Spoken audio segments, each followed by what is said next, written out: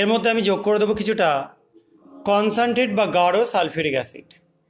অবশ্যই এক্সপেরিমেন্টটা হবে concentrate sulphuric অ্যাসিডেই।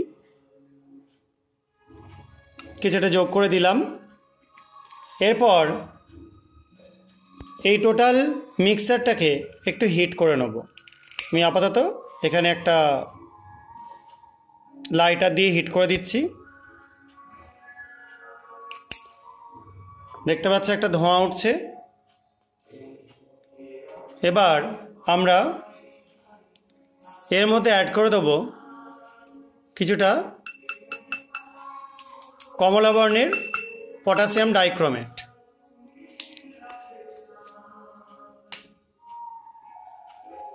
আবার ফার্দার আমি হিট করতে শুরু করছি।